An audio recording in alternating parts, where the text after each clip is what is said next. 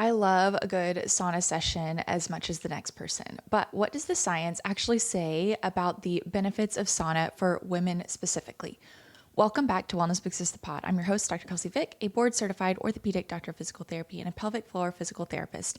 And a lot of my friends are getting saunas. I'm hearing about sauna everywhere. I had an infrared sauna sleeping bag sort of situation that was my way of getting sauna in my home without spending a couple $1,000s on a sauna at my house. But I decided to actually do a deep dive into the research and see what studies are all of these sauna companies referencing when it comes to the supposed benefits that they're putting on their site. Are these studies incorporating women in them? Are they just men? What is the truth behind the actual benefits of sauna for women? I wanted to do a deep dive. I also got confused on the different types of saunas: dry saunas, infrared saunas, steam saunas, hybrid saunas. So we'll chat through all of that today, the general differences and where the majority of the research lies in general, but also the specific research studies that have been done on women and have actually included women.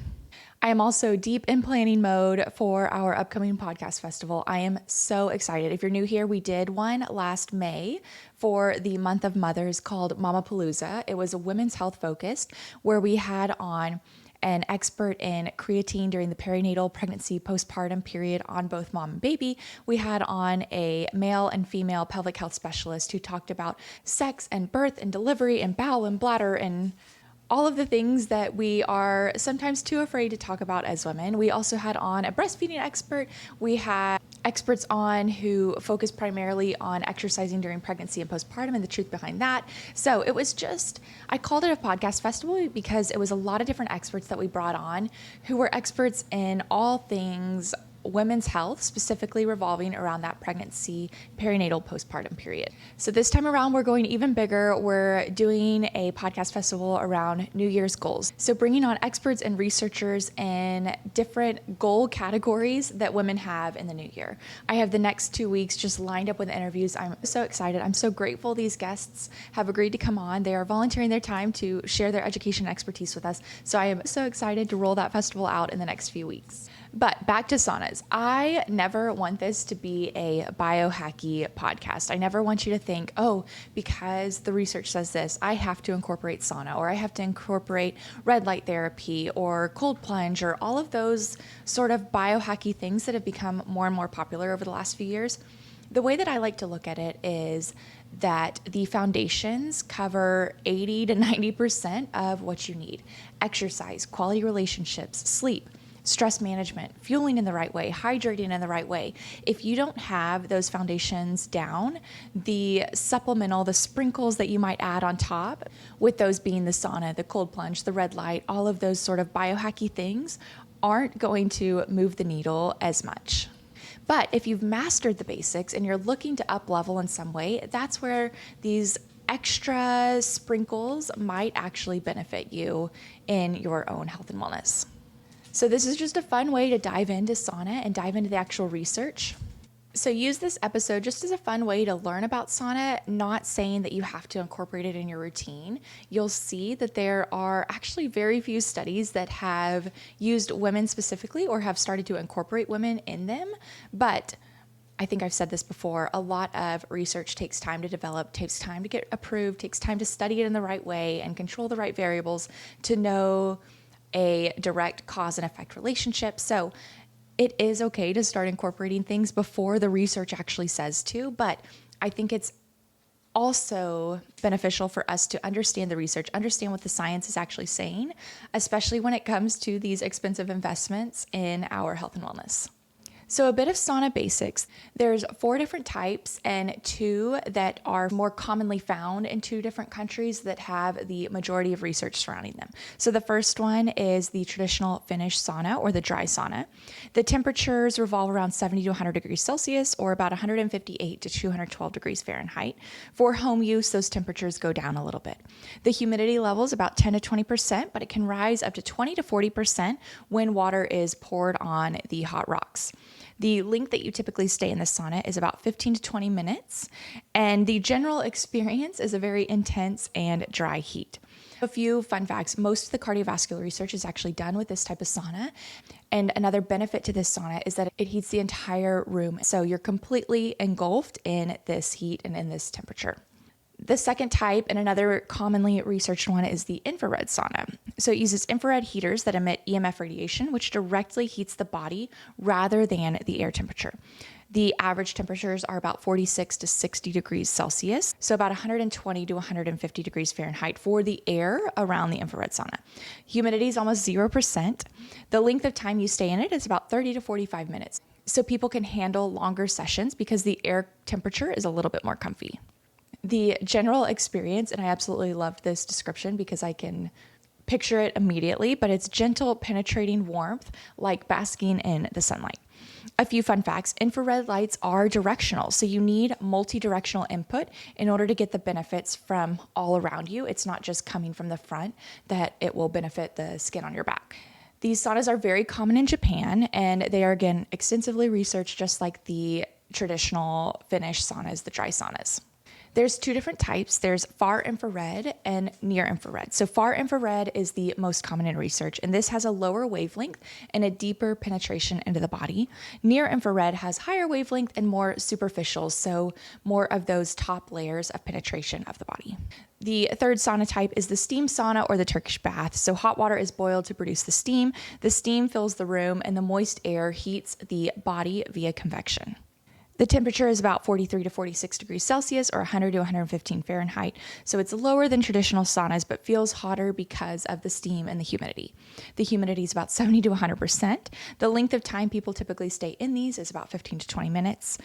And they describe the general experience as moist, enveloping. Sometimes people find it hard to breathe because it's so thick, but they also report that it does help your airways because it helps to open them up with that moist environment.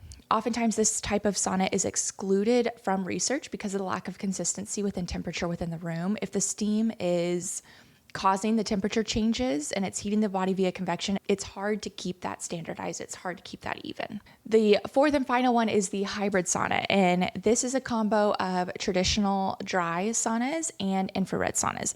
They can't be used at the same time, but they say it's really good for people who live in families who like both. So people who like the traditional dry sauna experience and the infrared. The good thing about this is that both of those two types of saunas are heavily researched. They're the ones that have the most research to support their use. So that's a good thing. And you have the option to do both with both of the benefits should you need to. So what does the science and research say about saunas for women specifically?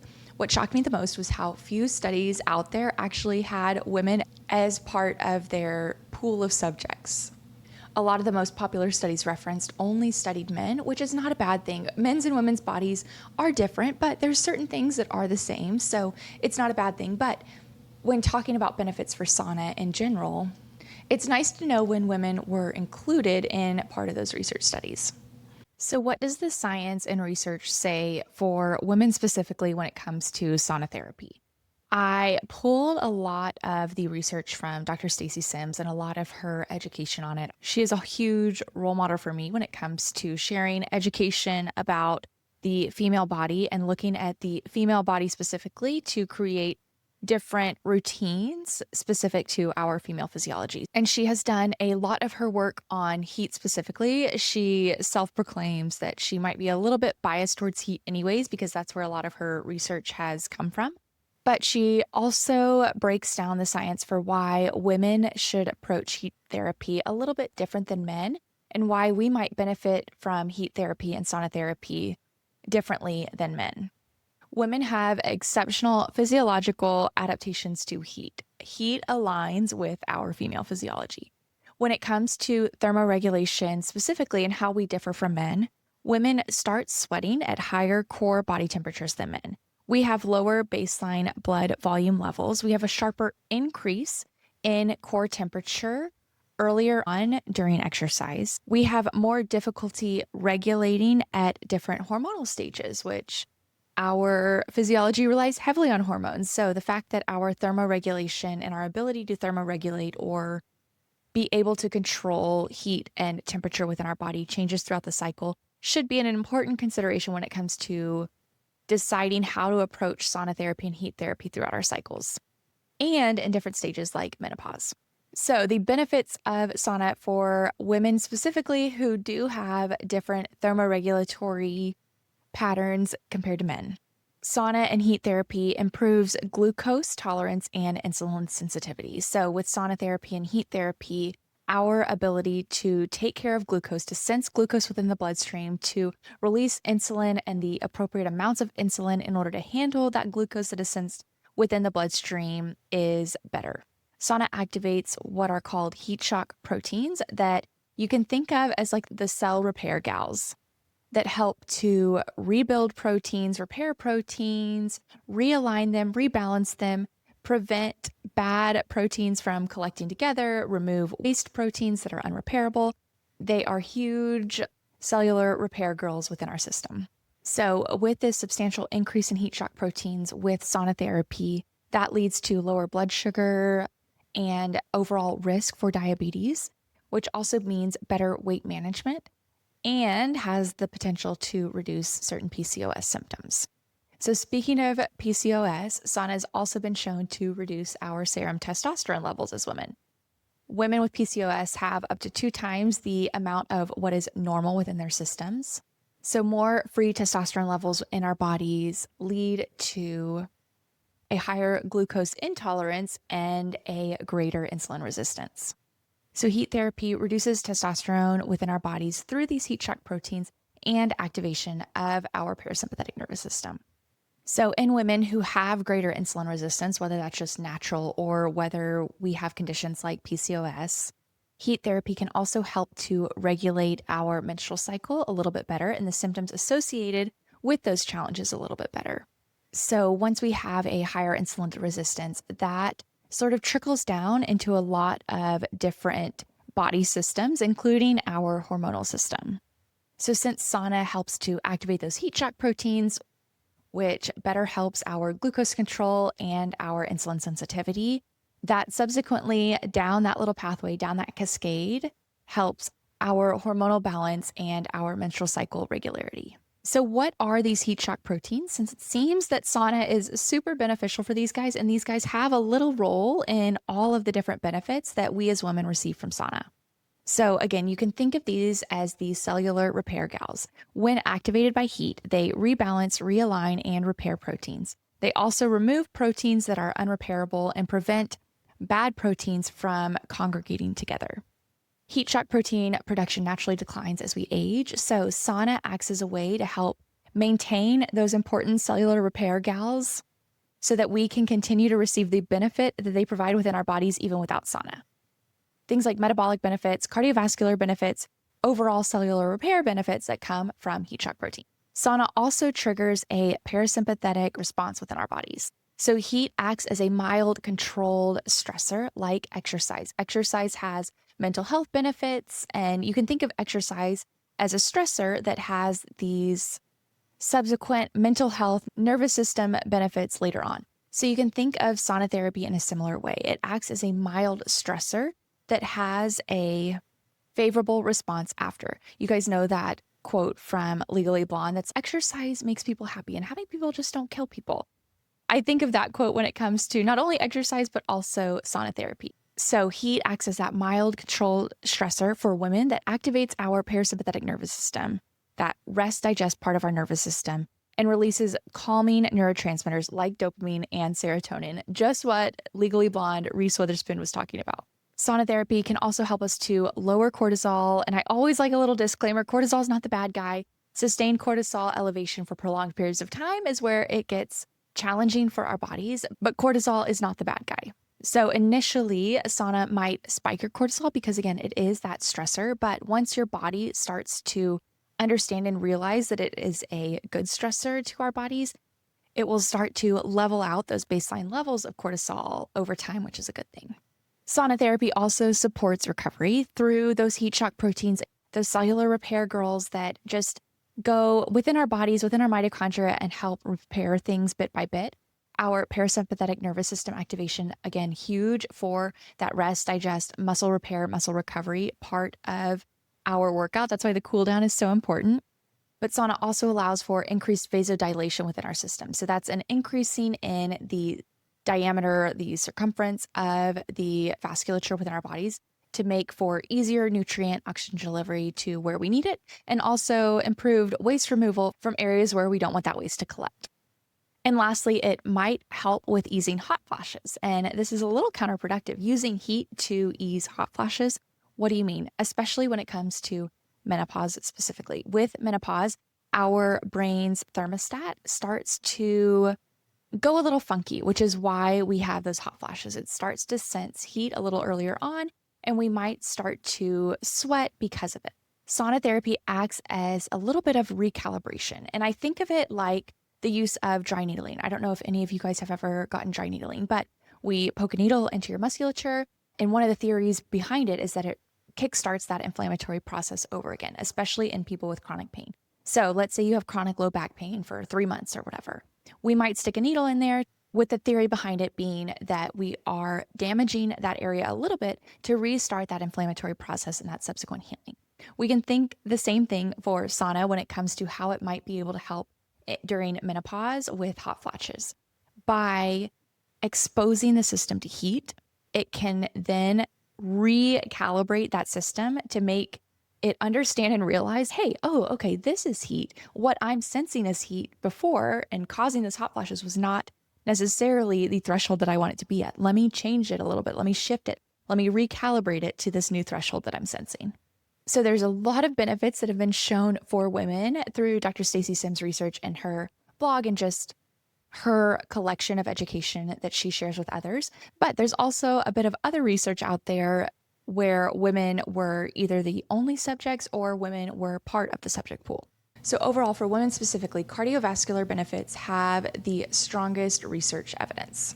There's a 2018 study by Lakanen, and I am going to butcher that last name, I apologize, where they looked at the effects of traditional dry saunas and their cardiovascular effects. So the key findings for women, they saw reduced cardiovascular death, 77% reduction in cardiovascular deaths for those who used traditional dry saunas 4 to 7 times a week compared to just once a week. And then each additional session showed additional decreased risk for cardiovascular deaths.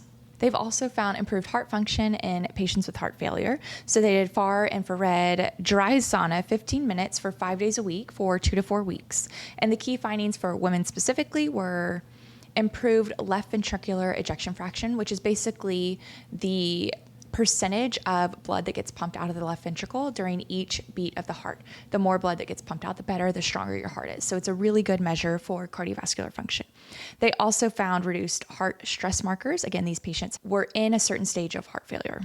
They found improved exercise capacity and reduced cardiac arrhythmias. And that's just a 2 to 4 week protocol period. So relatively short.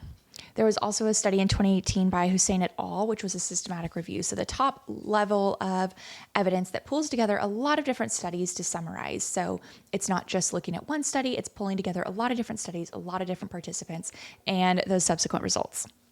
So the key findings were reduced blood pressure, improved arterial elasticity, so the ability for the vasculature to actually be resilient with that blood that's flowing through it, increased heart rate variability, which is more of an autonomic nervous system measure. So it basically gives an idea as how easily our body is able to switch between parasympathetic rest digest part of our nervous system and our sympathetic fight or flight part of our nervous system. They also found enhanced endothelial nitric oxide production, which nitric oxide is very important in vasodilation throughout our bodies. So if you can think of increasing the circumference of that vasculature, those arteries, to help with that overall blood pressure, to help with anti-clotting because you have a wider surface area for things to go through. So enhancing nitric oxide production within that system is hugely beneficial.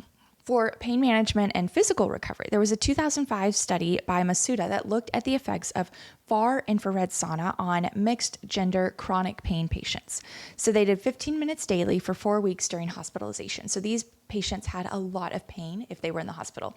So this is the extent of that subject matter. If you can think about the extreme reasons to go to the hospital because of pain, this is where those patients were. And they did 15 minutes daily for 4 weeks. In a far infrared sauna specifically. So their key findings at 2-year follow-up, 77% of the sauna group returned to work compared to 50% in the control group. And if you know anything about chronic pain, return to work is a huge thing. So the fact that at 2 years, 77% of the sauna group was at work again compared to 50% of the non-sauna group is huge. They also found reduced anger scores and pain behaviors. A more recent study, which I'm going to guess is more of a preliminary study to just get a general vibe check on what they want to study next, was done on Swedish women. And it's basically a perception study. So they used traditional dry sauna, and they had women report different things, different subjective measurements on their experiences with sauna. So women reported significantly improved muscle soreness and faster relief after intense exercise. The study also found that women perceived a deeper quality of sleep, and their possible reasonings were because of the deeply restorative nature of sauna and the feeling of being more emotionally grounded within the sauna. This study also found that women experienced reduced bodily pain with sauna, reduced stress, and reduced anxiety and depression. As a general note, a few precautions across the board were pregnancy, and then also not directly related to women, but indirectly related to women, there are effects of significant heat on sperm production and male fertility. So just have to throw that out there as certain things to look out for with sauna therapy. So with the relatively limited research pool that I found for women and sauna specifically, I wanted to do a little bit of investigative journalism. I started pulling up just all the studies on sauna and all of the reference studies on sauna to see which companies selling saunas to consumers, like basically home use saunas, not necessarily commercial use saunas, what research they were referencing on their sites, because a lot of them reference different research articles for the benefits. And I wanted to actually take a deeper dive and do a little bit of journalism to see which studies they were actually referencing and the strength of those studies. So here's what I found during my little investigative journalism. Some of the websites cite fat loss, and when I was looking into the research a little further, the study that they are referencing, which I'm doing study in air quotes because it wasn't really a study, was a letter to the editor done in 1981. And here's what that letter to the editor or that study says. A moderately conditioned person can easily sweat off 500 grams in a sauna, consuming nearly 300 kilocalories, which is equivalent to running 2 to 3 miles. A heat-conditioned person can easily sweat off 600 to 800 kilocalories with no adverse effects. So that is the study that's not really a study that some of these websites are citing when it comes to fat loss. Some cite red light studies versus true sauna studies for the benefits. Red light, again, another form of thermal therapy, heat therapy, but not directly related to saunas. So they're citing heat therapies as why the sauna might benefit someone versus true research behind sauna specifically. Other studies cite mechanisms by which their device might work through wavelengths or heating the air temperature, but not directly related to sauna. So it is basically citing research from NASA on the effects of heat on the human body. So not necessarily sauna's effects on the human body, but the ways that saunas work and their effects on the human body. So a little bit of an indirect link to the science. And then some cite studies that are still ongoing. Again, sauna is still continuing to be studied, or they're citing sauna's benefits paired with another therapy. So for a lot of the mental health claims, they're citing a study that also used cognitive behavioral therapy in addition to sauna. So not that sauna is a scam at all. I do not think that's the case, but I think we should dive a little bit deeper into some of the claims that these websites are promoting, especially when it comes to the evidence that's maybe not as strong. I also wanted to include more of an Eastern medicine approach to heat therapy specifically and sauna therapy. In the spring, I was lucky enough to interview Dr. Felice Chan, who is an acupuncturist and a doctor of traditional Chinese medicine. And she was a wonderful resource and gave me such a wonderful new perspective on how to view the female body. We talked about heat therapy and cold therapy. So I'll leave the link to that episode below, but I also wanted to incorporate a clip that she shared during her episode on the benefits of heat for women from an Eastern medicine perspective. And my biggest tip from a Chinese medicine standpoint is we have to listen to our body, right? We're human beings, we're nature beings, and we're warm-blooded. And because we're warm-blooded, warm food, warm drinks, room temp drinks are really vital to creating a strong digestive system. So again, there's the feminine, the masculine, and women are more feminine energetically as well. And meaning that we are more yin. Men are more yang. Yang again is hot, yin is cold. So when you put cold and cold, it puts you further off balance, right? It makes you even colder. Hence why a lot of research now is showing that women do need more warmth. And even just the way that our body metabolizes and deals with homeostasis, we don't need as cold. From a Chinese medicine perspective, I would say if you're in your period, do not cold plunge. It's going to make your period worse because we need a warm uterus, we need warm womb, and physically putting our body in cold is going to stagnate everything and cause more issues. However, not to say women can't cold plunge. And from like my perspective, and I know it's a specific perspective, to start hot and hot. So contrast therapy is something that I do recommend, but not just a cold plunge for women because it can be too shocking to their body, which then spikes their cortisol, affects their hormones, creates more issues in the long run.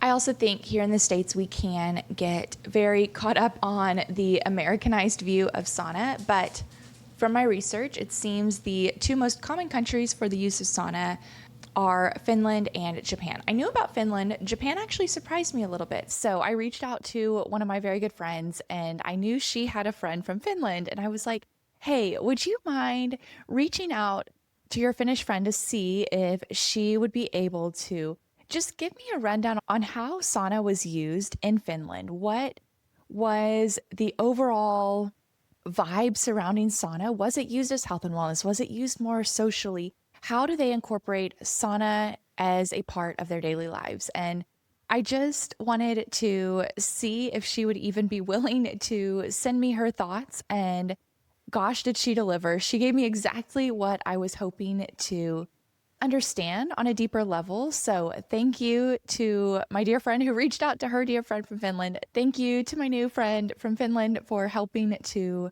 make this sauna episode everything I wanted it to be, not just the women's health perspective and the science perspective of it from an American, but also being able to incorporate the actual way that sauna is used in a country that has had sauna as a part of its culture for decades and decades.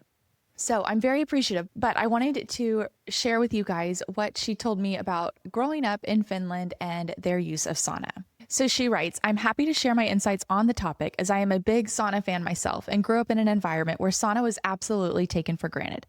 In Finland, sauna is treated almost as a human right. Everyone I know, no matter whether they grew up in a house or an apartment, had and still have saunas in their own home. However, in apartment buildings, if you don't have your own sauna, it's guaranteed that there is at least a sauna in the building where each apartment owner can book their own regular slot when they get to use the sauna on their own time. Additionally, apartment buildings often have an hour a week for women and men separately where they can go to sauna together with other residents of the building. It's very common and a great way to meet up with people. I guess where I'm getting at is that sauna really is the most normal thing in the Finnish culture. And while I've understood that North Americans might not be as comfortable with nudity, in Finland, we're always fully naked for the experience. Many families choose to use the sauna in their home, always on the same day of the week, and it almost becomes like a very specific ritual you do every time. For my family, we would always go to sauna on Saturday evenings, and afterwards my mom would make us pancakes and we would round up the night watching TV together. Sauna has also throughout time been used for health benefits, and I notice myself still to this day suggesting sauna as the solution when something is wrong. Feeling like you're getting cold? Sauna. Have a headache? Sauna. Skin breaking out or feeling dry? Sauna. You get the idea. There really isn't a cleaner and better feeling than the feeling after a proper sauna cleanse. In Finland, it's also very common to own a simple summer cottage that has been in the family for many generations. These cottages often have electricity, but running water is absolutely not always guaranteed. This in many places means that the only way to get clean is to use a sauna that's located in the property. Sauna then is of course mainly a way to get clean and get warm water, but also used for warming up after taking a swim in one of the thousands of lakes we have in the country. I guess my main point here is that sauna is not often really given that much thought in Finland as it is a very normal part of everyday life. I have now lived outside of Finland for 6 years, and not a week goes by that I don't think about how much I wish I had limitless access to sauna again. I hope that gives you guys something to think about when it comes to sauna, not just the health and wellness benefits, the research benefits behind sauna, but also how it's been used in a culture that has relied on sauna for many years. And I love that she was able to give that perspective for us. So I hope you guys enjoyed her perspective as much as I did. I am so grateful that she was willing to share how different families and different people use sauna in their everyday rituals and then also for their health and wellness. I never want to be like this high and mighty American westernized medicine educator on sauna therapy when I am nowhere near the expert when it comes to that. I think we can learn a lot from some of the cultures that have incorporated it for decades and decades, millennia and millennia. And I also think it helps in my ability to balance the science with the softer side of wellness. And I do think sauna is one of those health and wellness behaviors or experiences that can fall under that softer side of wellness, where we might not just get the health and wellness benefits from it, improved cardiovascular health. We might also be benefiting by using sauna in more of a social setting for more of a less tangible side of our health and wellness. So what do you guys think? Have you guys bought into sauna therapy? Have you learned something about sauna therapy today? I know I was shocked when I was seeing how few studies out there were for women specifically, but it was fun to research. I hope you guys enjoyed this episode. Again, I have exciting interviews coming up in the next few weeks. I'm thinking we will start the podcast festival at the end of January. Once all the sort of New Year's goals have been made, some of the hype has died down a little bit, then we can actually start putting into action some of the education and expert tips from these researchers and scientists and experts that I'm bringing on in a lot of the realms that women have goals on in the new year. So I'm very excited. I hope you enjoyed this episode on sauna, and I'll see you guys again for the next episode of Wellness Fixes the Pod.